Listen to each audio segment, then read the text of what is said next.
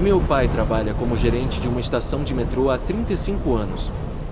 Com esse trabalho, deve haver um gerente de plantão o tempo todo, então ele praticamente fez todos os turnos possíveis ao longo de sua carreira. A maioria dos trens estava completamente vazia durante a noite, o que, segundo ele, era a única parte boa de fazer o turno da noite. Ele tem uma série de histórias engraçadas e estranhas de turnos noturnos para contar, mas há uma que é simplesmente horrível. Meu pai havia acabado de embarcar no trem para se dirigir ao seu escritório em outra estação. Estava sozinho quando embarcou, por volta das 3 horas da manhã. Na próxima estação, alguém entrou. Meu pai descreveu esse homem como branco, alto e magro, usando um casaco pesado e um gorro. Ele lançou um rápido olhar para o meu pai antes de se sentar no canto mais distante, longe dele. Meu pai disse que se sentiu desconfortável, pois o homem continuava olhando para ele de tempos em tempos. Quando meu pai parou na estação seguinte, o homem também desceu. Ele caminhou até a porta do escritório, a desbloqueou e olhou para trás. O homem do casaco estava andando por aí a cerca de 15 metros de distância. Meu pai entrou em seu escritório, fechou a porta, trancou-a e sentou-se à sua mesa. 5 minutos depois, alguém começou a tentar girar a maçaneta da porta. Quando a pessoa do outro lado percebeu que estava trancada, começou a bater suavemente. Meu pai chamou para saber quem era, e a pessoa respondeu: "Quero conversar." Ele disse a quem quer que fosse embora, pois sabia que havia problemas. A pessoa continuou batendo por bons 5 minutos. Meu pai finalmente pegou os monitores de segurança e exibiu a câmera apontada para a porta de seu escritório. Com certeza, era o homem do trem, usando o casaco e o gorro. Coincidentemente, assim que meu pai mostrou a câmera, o homem se afastou. Meu pai fez o que era de seu trabalho por cerca de meia hora naquele escritório antes de sair para pegar o próximo trem. Ele verificou a câmera para garantir que o cara estranho não estivesse por perto. Trancou o escritório e desceu as escadas para a plataforma do trem, onde embarcou imediatamente. Olhando pela janela, ele viu o cara do trem anterior descendo as escadas para a plataforma e entrando no mesmo vagão que o meu pai. Ele sentou do outro lado, algumas cadeiras à direita. Meu pai tentou evitar olhar para ele e fingiu não perceber, mas sabia que o homem estava olhando para ele. Em um determinado momento, meu pai finalmente olhou de volta, deu um leve aceno e um sorriso, uma espécie de tentativa de trégua, antes de desviar o olhar novamente.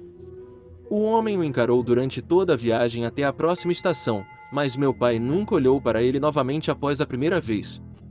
Agora, você pode estar se perguntando por que meu pai não tentou fazer o cara desistir à força.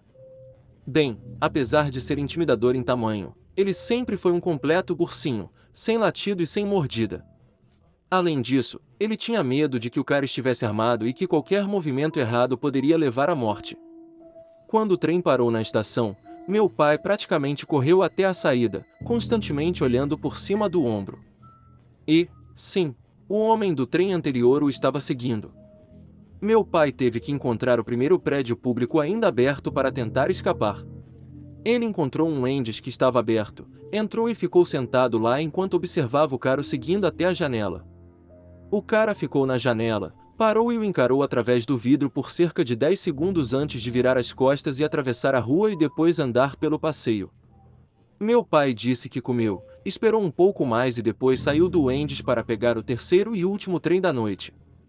A parte mais assustadora foi quando ele estava em seu terceiro escritório, enquanto ele verificava as câmeras de segurança. Devido à paranoia da situação, ele viu o cara do trem andando de um lado para outro do lado de fora, a apenas cerca de 10 metros de seu escritório. Então ele parou, olhou para a câmera e, de acordo com meu pai, literalmente congelou e ficou olhando por pelo menos 1 minuto. Quando finalmente abaixou a cabeça, ele se afastou e saiu da estação, nunca mais foi visto por meu pai. Meu pai não sabia se estava sendo seguido após deixar o Wendy's, mas isso faria sentido. O cara estava claramente perturbado, possivelmente sem teto ou perigoso, e quem sabe o que ele realmente queria com meu pai. Eu e 3 amigos estávamos em Nova York por volta do Natal. Não decidimos sair até mais ou menos umas 2 horas da manhã. Pegamos o primeiro trem que conseguimos, e como era de se esperar, estava vazio. Nessa hora, já estávamos bem sóbrios. Então, houve uma súbita agitação no próximo vagão. Espiamos através do vidro entre os carros e vimos dois homens ou talvez adolescentes usando capuzes, parados de forma provocadora muito perto de uma mulher que estava sentada em um dos assentos, gritando por ajuda. Sugeri que fossemos até lá para confrontá-los, mas quando eu e um amigo olhamos mais de perto, percebemos que eles estavam armados com revólveres. Eu empurrei todos os meus amigos para irmos para o próximo vagão, longe dos homens armados. Olhei para trás e vi um dos homens apontando na nossa direção antes de começar a nos seguir. Corremos por pelo menos 3 vagões diferentes, com os homens nos perseguindo, até que o trem finalmente parou na próxima estação. Saímos correndo pelas estações antigas e encontramos o lugar mais próximo onde pudéssemos nos esconder. Acabei me separando dos meus amigos, então fui me esconder atrás de uma lata de lixo. Eu podia ouvir os passos dos homens me seguindo, então sabia que não tinha tempo para encontrar um esconderijo melhor. Olhei por uma abertura no topo da lixeira e pude vê-los mais claramente agora. Um deles era negro e o outro era indiano, e ambos pareciam muito jovens. Eu estava certo de que eles estavam apenas tentando nos roubar, até que ouvi um deles dizer: "Se você encontrá-los, mate-os." Espero que você entenda porque quase entreguei minha posição ao ouvir isso, com um susto quase derrubando a lata de lixo comigo dentro. Voltei a me cobrir e considerei um milagre que nenhum deles me tenha encontrado. Eles deixaram a área e eu percebi que não estavam com as armas em punho naquele momento. Corri na direção oposta aos dois e rapidamente alcancei meus amigos, que me acenaram de trás de um poste grande. Nos escondemos atrás de outro poste, não muito longe do primeiro, e esperamos o tempo que achamos necessário. A maior surpresa da história, no entanto, foi quando avistamos a mulher do trem, que pensávamos estar sendo ameaçada pelos dois homens, caminhando na direção deles e gritando algo como: "Onde eles estão? Não me diga que você não os pegou." Os dois homens reapareceram vindo de trás de uma esquina e se aproximaram da mulher. O resto do que eles disseram estava baixo demais para entender. Eles voltaram para as plataformas e, como imaginamos, ficaram esperando outro trem para armar a emboscada novamente. Pelo menos ligamos para a polícia e relatamos o que estava acontecendo, mas não tenho ideia se eles foram pegos ou não. Meu nome é Dani, tenho 22 anos, e esta foi a experiência mais aterrorizante da minha vida. Eu moro e trabalho na cidade de Nova York, mas não tenho um carro, então minha principal forma de transporte é o metrô. Era um sábado à noite, eu estava a caminho de casa depois de uma festa no meio da noite. Eu fazia isso a cada 2 fins de semana, então estava totalmente tranquilo em pegar o metrô sozinho à noite. Descendo as escadas e entrando no subterrâneo sem uma alma à vista, sempre dava um arrepio.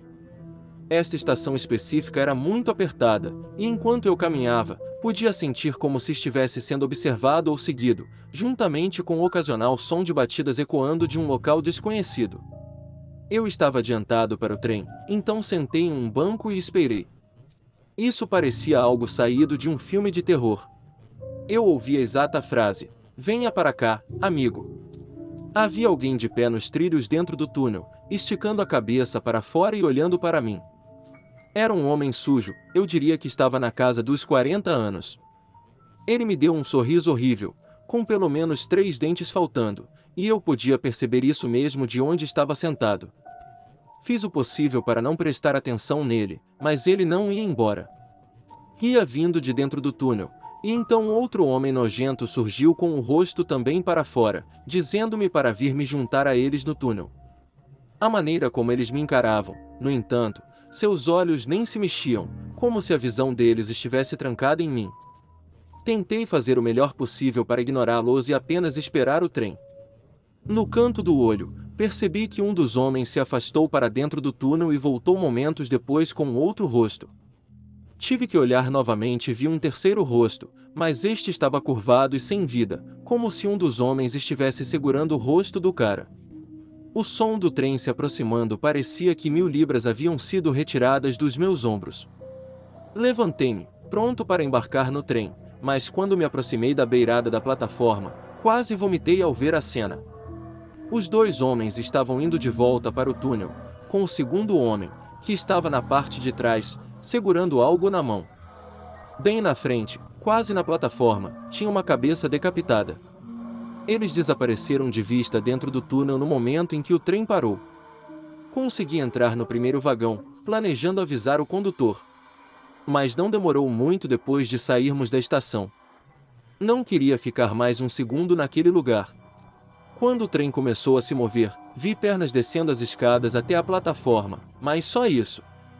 Não cheguei a ver quem era, mas o que consegui ver enquanto o trem se movia pelos túneis foi um grupo de homens encurvados contra o corrimão, a centímetros da janela do trem, e todos olhavam diretamente para mim. Bati na porta do condutor como um louco, gritando que era uma emergência. Ele abriu e expliquei o que acabará de ver. Ele fez contato com alguém responsável pela estação, além de um superior da empresa, que tenho certeza que cuidou do assunto ou entrou em contato com as autoridades apropriadas. Pareceu levar uma eternidade para meu ponto chegar, mas quando finalmente aconteceu, quase pulei de alívio no meu caminho. Desde então, fui a uma festa na casa do mesmo amigo, mas pulei aquela estação. Decidi que valia a pena dar uma volta mais longa até a próxima estação. Não sei se coisas estranhas acontecem com frequência no metrô à noite, e antes dessa experiência, nunca haviam acontecido comigo. Mas depois disso, acho que devo dizer que você deve ser extremamente cauteloso em lugares isolados, como uma estação de metrô, tarde da noite. Se gostou desse vídeo, deixe seu like, se inscreva no canal e compartilhe para o vídeo chegar a mais pessoas, ajudando o canal a crescer. Obrigado e até o próximo vídeo.